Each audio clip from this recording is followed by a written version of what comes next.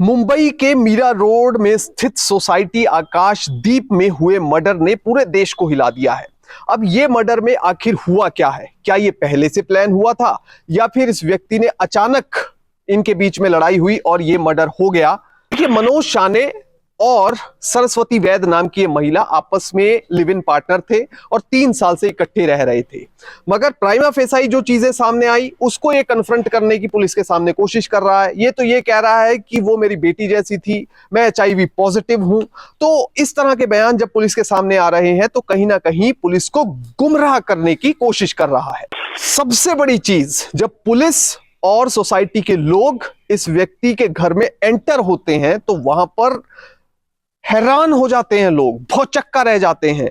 कहीं कटी हुई महिला की चोटी पड़ी है, कहीं उसका जो पैरों का शरीर का हिस्सा है वो कटा हुआ पड़ा है, बाल्टी में शरीर के कटे हुए टुकड़े पड़े हैं, कुकर के अंदर शरीर के कुछ हिस्से पड़े हुए हैं जिन्हें बॉयल किया गया है, मिक्सी में कुछ अंश जो है वो शव के पड़े हुए मिले हैं, पॉलिथीन के बैग मिले हैं। ये सब देखकर लोग हैरान रह गए और उन्होंने जो सोचा भी नहीं था वो तस्वीर अब सोसाइटी के लोगों के सामने थी। सबसे पहले शक हुआ सोसाइटी में रहने वाले सोमेश श्रीवास्तव को और उसने सबसे पहले मनोज शाने को ही कहा, मनोज जी आपके घर से दुर्गंध आ रही है, ये मुझे पूरा शक है, मैंने अपने घर में चेक किया, अब आप अपने घर में चेक करें। वो उन्हें ले जाना चाहता था, उनका घर चेक करना चाहता था, मगर मनोज शाने ने कहा कि मैं रात को जब दफ्तर से आऊंगा 10:30 बजे तब यह संभव है, अभी मैं लेट हो रहा हूं। और जब घर में पुलिस पहुंच गई उसके बाद मनोज शाने उस टाइम अचानक घर में पहुंचता है लिफ्ट में और जैसे ही पुलिस को देखता है वो भागने लगता है, पर लोग पकड़ लेते हैं और इस समाज की वजह से ही एक दरिंदा पकड़ा जाता है। जय हिंद दोस्तों, मुंबई के मीरा रोड स्थित आकाशदीप सोसाइटी में हुए मर्डर ने पूरे देश को हिला दिया है और यह मर्डर अपने आप में कहीं ना कहीं रिफ्लेक्ट कर रहा है जिस तरह के पहले मर्डर हो चुके हैं। आफ्ताब ने श्रद्धा का मर्डर किया, इसके साथ ही साक्षी का मर्डर हुआ। इस तरह के मर्डर जो है क्या दोबारा भी इस तरह आगे देखने को मिलेंगे, ये एक बड़ा सवाल खड़ा हो गया है। अब ये कहानी शुरू कहां से होती है, ये मर्डर कब होता है, किन हालातों में होता है और ये व्यक्ति क्यों ये मर्डर करता है? देखिए, सबसे पहली बात है, 2 कपल, एक की उम्र 56 साल जिसका नाम मनोज शाने है, वो अपनी पार्टनर के साथ जिसका नाम सरस्वती वैद है उसके साथ रहा करता था आकाशदीप सोसाइटी में। आकाशदीप सोसाइटी में ये लोग पिछले 3 साल से रह रहे थे और बड़े आराम से रह रहे थे, पर एक खास बात जो नोटिस करने वाली थी वो ये थी कि ये किसी से बात नहीं करते थे। मगर इसमें जो आम लोग, जो पड़ोसी थे, वो ये सोचते थे कि कई लोग इंट्रोवर्ट नेचर के होते हैं जो ज्यादा किसी से बात नहीं करते, शायद ये भी इसी स्वभाव के लोग हैं, तो इसलिए किसी से ना तो मतलब रखते थे बल्कि यहां तक एक दूसरे का नाम भी नहीं जानते थे। कौन क्या प्रोफेशन में है या क्या काम करता है, इस बारे में कभी कोई चर्चा आपस में नहीं हुई थी। अब 3 साल का समय गुजरता है। कुछ लोग ये बताते हैं कि उन्हें कई बार शक हुआ कि एक लड़की जिसकी उम्र है 32 साल, 33 साल और एक व्यक्ति है जिसकी उम्र है 56 साल, वो इकट्ठे क्यों रह रहे हैं? क्या इनके माता पिता का रिश्ता है? क्या इनका कोई और रिश्ता है? कुछ लोग इन्हें पति पत्नी समझते थे, ज्यादातर लोग इन्हें पति पत्नी समझते थे, मगर कुछ लोग शक की निगाह से देखा करते थे। तो ये समय निकलता चला गया। फिर आया जून का महीना, साल आया 2023। फिर अचानक से एक बड़ी न्यूज बनती है जिसने देश को हिला दिया। एक कमरा जो कि जिसके अंदर ये मर्डर हुआ था, वहां से लगातार बदबू आ रही थी और ये बदबू उस घर में नहीं रुक रही थी, वो बाहर पड़ोसियों को भी आ रही थी, आसपास के लोगों को आ रही थी, मगर घर का जो मालिक है, जो मनोज शाने है, वो इस बात को मानने को तैयार नहीं था। अब हुआ क्या कि दरअसल वहां पर घर के बाहर जब ये बदबू बढ़ने लगी तो जो पड़ोसी थे वो सोचने लगे कि हमारे घर में शायद चूहा मर गया है, तो हम पूरे घर को चेक करते हैं।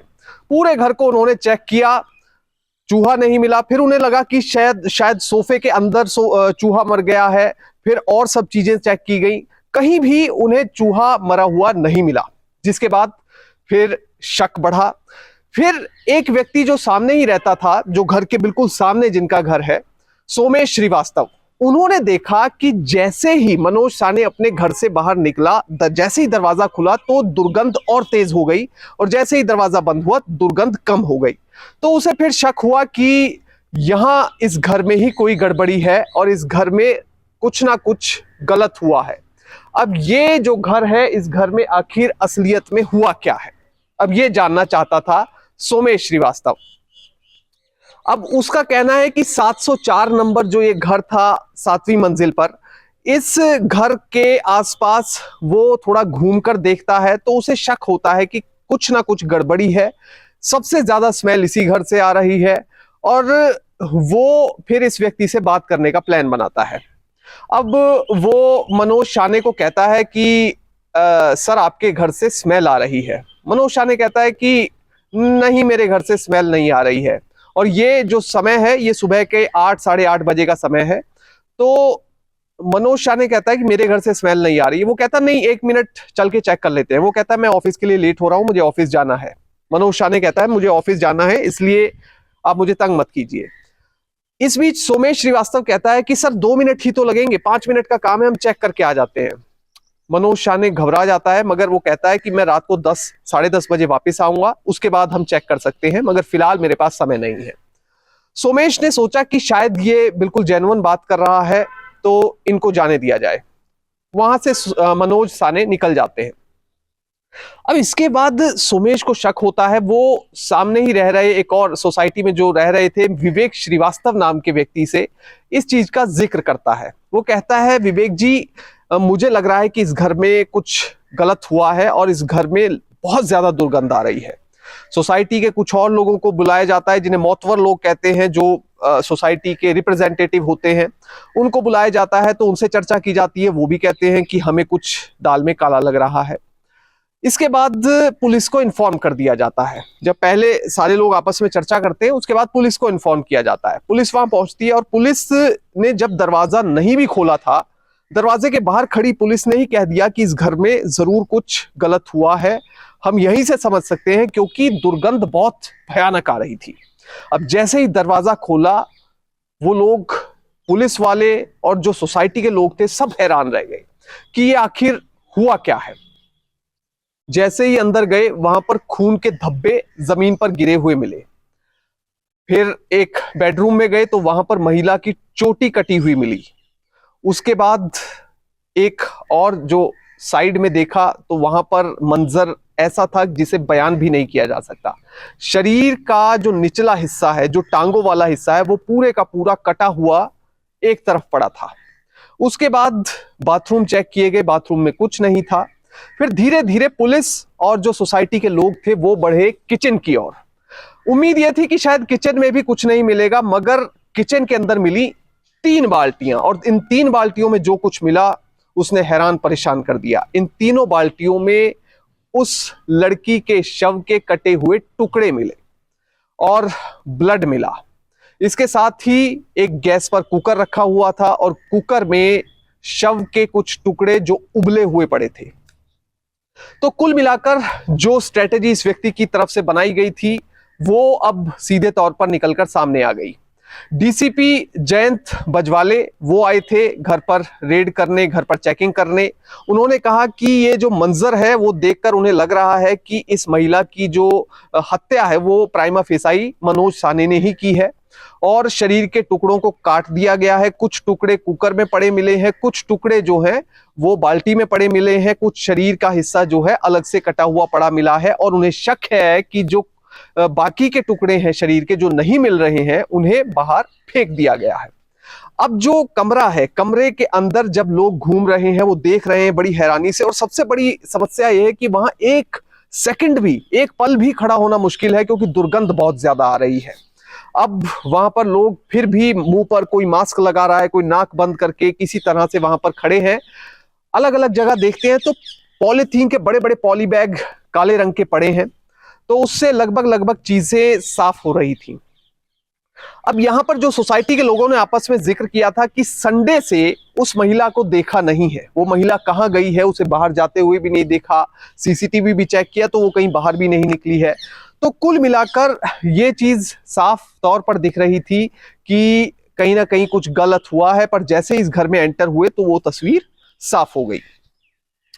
अब सबसे बड़ी और हैरान करने वाली बात यह थी कि जब घर में एंटर हुए तो वहां पर सामने बेडरूम के अंदर एक कटर पड़ा हुआ मिला।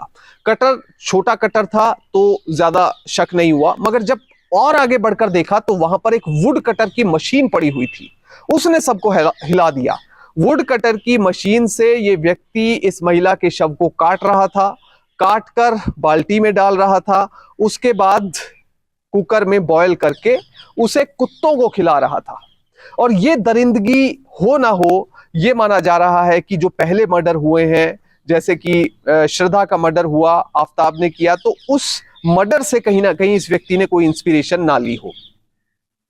तो पड़ोसियों ने ही पुलिस को भी इंटीमेट किया जब सबने आपस में बात की कि 3 साल से ये लोग यहाँ पर रहते थे। और एक बड़ी अहम चीज थी कि ये लोग किसी से बात नहीं करते थे, मगर जब मनोज शाने घर से बाहर निकलते थे तो ये महिला दरवाजा खोलती थी और जो घर के बिल्कुल सामने पड़ोसी रहते थे उनसे हाय हेलो जरूर हो जाया करती थी। नाम भी एक दूसरे का नहीं जानते थे, मगर इतना जरूर नमस्ते जी, इतनी बात बस हो जाया करती थी, जिसे दुआ सलाम हम आमतौर पर कह देते हैं। तो महिला कहती कि 3-4 दिन से मैंने उस महिला को दरवाजा खोलते हुए भी नहीं देखा, इस वजह से हमें और ज्यादा शक गहरा गया। तो कुल मिलाकर ये कमरे का जो सीन था वो बड़ा हैरान करने वाला था। जो निकलकर सामने आया वो ये आया कि चारों तरफ खून और बाल्टी में शव के टुकड़े, बेडरूम में चोटी का होना, बॉडी के 100 से ज्यादा टुकड़े करना, हॉल में पॉलीथीन मिलना। अब ये थ्योरी जो है वो अपने आप में कुछ बयान कर रही थी। और इससे भी ज्यादा भयावह था वहां पर जो मिक्सी पड़ी हुई मिली। उस मिक्सी में ये व्यक्ति शव के टुकड़ों को डालता, उन्हें पीसता, उसके बाद बॉयल करता और बॉयल करने के बाद कुत्तों को खिला देता।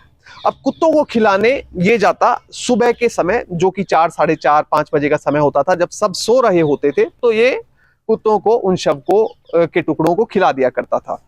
इसका प्लान ये था कि इस महिला को मारने के बाद उसके टुकड़े करके चुपचाप कुत्तों को खिला दिया जाए और किसी को कानो कान खबर ना हो। मगर सबसे ज्यादा इसके लिए गलत और अनफॉर्चुनेट चीज ऐसी हो गई कि जब इसने ये गलत काम को अंजाम दिया, उसके बाद घर से बदबू आने लगी।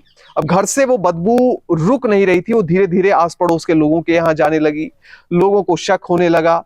अब जब एक व्यक्ति ने उसे पॉइंट आउट किया मनोज शाने को कि आपके घर से बदबू आ रही, तो मनोज शाने ने उसको बिल्कुल इग्नोर कर दिया। और उसके बाद वो घर में जाता है और परफ्यूम छिड़कता है, पूरे घर में परफ्यूम और स्प्रे कर रहा है।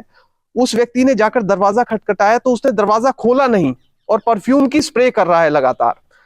उसके बाद दरवाजा खोला नहीं, स्प्रे कर रहा है, तो उस व्यक्ति को शक तो पहले ही हो गया था कि इस घर में दाल में कुछ काला चल रहा है, कुछ बहुत ही बड़ा कोई मिसहैपनिंग हुई है। पुलिस ने फिलहाल ये मामला दर्ज कर लिया है, मनोज शाने को गिरफ्तार कर लिया है, आगे की पूछताछ चल रही है। मगर इन सब चीजों के बीच में कई तरह के सवाल खड़े होते हैं कि क्या इस देश में जिस तरह से ऐसे मर्डर सामने आ रहे हैं, क्या इंसानियत बिल्कुल मर चुकी है? क्या लोग सर्कमस्टांशियली जो कुछ हो रहा है वहां पर ऐसे मर्डर प्लान कर रहे हैं, या फिर जो पहले इस तरह के मर्डर हुए हैं उनसे किसी तरह की सीख ले रहे हैं? इसमें हमें एज अ समाज आगे बढ़कर आना होगा। इस मामले से हमें एक सीख मिली है, वो ये मिली है कि जो ये व्यक्ति मनोज शाने था, ये अपनी जो भी वो प्लान रच रहा था उस बॉडी को डिस्पोज ऑफ करने की, किसी को पता भी ना चले, कानो कान खबर भी ना हो, और ये उस महिला को मार दे, तो ये सक्सेसफुल हो सकती थी। मगर जिसे हम एक कॉन्सेप्ट कहते हैं कम्युनिटी पुलिसिंग, मतलब कि लोग ही पुलिस के तौर पर अपने समाज की, अपनी सोसाइटी की रक्षा करते हैं, तो उसी तरह से लोग आगे आए, उन्होंने आपस में सलाह की, पुलिस से संपर्क किया और उसके बाद ये मामला खुलकर सामने आया। अब इस मामले में जो लेटेस्ट चीजें निकलकर सामने आ रही हैं उन्होंने और ज्यादा हैरान परेशान कर दिया है। पहली चीज जो निकलकर सामने आ रही है वो ये है कि ये व्यक्ति ने पुलिस को बयान दिया है कि ये HIV पॉजिटिव है। दूसरा बयान इसने दिया है कि ये जो महिला है वो उसकी लिव इन पार्टनर नहीं, बल्कि वो उसे बेटी की तरह मानता था। तीसरी चीज निकलकर सामने आ रही है कि ये जो लड़की है ये किसी अनाथालय में रहा करती थी और इसने अभी रिसेंटली 10th का एग्जाम दिया था और उसमें जो है अपीयर हुई थी। चौथी चीज जो निकलकर सामने आ रही है वो सबसे ज्यादा हैरान करने वाली है। सबको ये लग रहा था कि ये जो सरस्वती वैद्य है वो अनाथ लड़की है और वो लड़की किसी तरह इस व्यक्ति के बहकावे में आ गई और ये लिव इन में 3 साल से रह रहे थे। मगर अब इस लड़की की बहन पुलिस के सामने पहुंची है, पुलिस थाने में पहुंची है, उसने अपने बयान दर्ज करवाए हैं, उसने कहा है ये मेरी बहन है। उसके बाद भी उसने कई तरह के खुलासे किए हैं। अब उम्मीद ये है कि उसकी बहन से जो जो बयान मिलेंगे उसके आधार पर पुलिस जांच करेगी। दूसरा जो सर्कमस्टांशियल एविडेंस है वो तो सामने है ही है कि कमरे में किस तरह से कटा हुआ शव, कुकर में लाश के टुकड़े, मिक्सी में वो सब लाश के जो छोटे छोटे टुकड़े किए गए, तो वो सब जो सर्कमस्टांशियल एविडेंस है वो सबसे ज्यादा पुलिस के काम आएगा। तीसरा जो फोरेंसिक की टीम अपनी जांच कर रही है उससे कई चीजें, कई खुलासे होंगे कि क्या सिर्फ मनोज साहनी ने ऐसा किया या फिर कोई और व्यक्ति भी इसमें शामिल था। और इसके बाद जो अगली चीज है वो है पोस्टमार्टम की रिपोर्ट। उसका इंतजार किया जा रहा है। उसमें कॉजेशन, जो डेथ कॉजेशन होता है, यानी कि मौत का कारण क्या है वो साफ पता लग जाएगा, मौत कब हुई है ये पता लग जाएगा, मौत का कारण पता लग जाएगा, तो कई खुलासे जो है उससे भी हो जाएंगे। अब ये जो मर्डर हुआ, इस मर्डर के बाद आप देखिए सुबह के वक्त सोमेश श्रीवास्तव ने मनोज साहनी को कहा कि मैं आपका घर देखना चाहता हूं, वहां पर चेक कर लेते हैं, बदबू आ रही है। वो ऑफिस का बहाना लगाकर चला गया। अब शाम को जब ये व्यक्ति वापस आता है तो उस समय ये देख लेता है कि पुलिस जो है घर में घूम रही है, घर का दरवाजा खुला हुआ है, लोग वहां पर है। तो ये लिफ्ट में उस समय था, जैसे ही लिफ्ट से निकलता है ये वहां डर जाता है, ये चुपचाप लिफ्ट की तरफ भागता है और नीचे भागने लगता है। और उसी टाइम लोग इसे पहचान लेते हैं और लोग वहीं के वहीं इसे पकड़ लेते हैं और पुलिस के हवाले कर देते हैं। अब 56 साल के इस व्यक्ति ने इतनी दरिंदगी भरी मौत को कैसे अंजाम दिया? क्या इसने ये सब कुछ पहले से प्लान किया हुआ था? क्या इसने अचानक जो आपस में लड़ाई हुई उस वजह से ये सब कुछ किया? ये वारदात में जो कुछ हुआ ये सब अब पुलिस जो है इसका खुलासा करेगी, एफआईआर चार्जशीट में खुलासा होगा।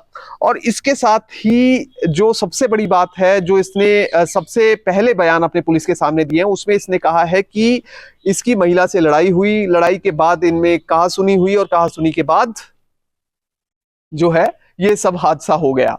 मगर उसके बाद इसने पुलिस में अपने बयान बदल दिए। इसने कहा कि उस लड़की को मैंने कुछ नहीं किया, मैं अचानक जब घर पहुंचा तो मैंने देखा कि वो नीचे पड़ी हुई थी और उसके मुंह से झाग आ रहे थे। इसने इतना ही बयान दिया, इसने कहा कि मैंने कुछ नहीं किया है। तो लगातार ये व्यक्ति भी बयान बदल रहा है, मगर जितनी निर्ममता से हत्या की गई है उससे ये जाहिर होता है कि समाज में अगर इंसान है तो हैवान भी रह रहे हैं, और उन हैवानों को, उनकी हैवानियत को रोकने के लिए खुद समाज को पुलिस के तौर पर आगे आना होगा। जय हिंद।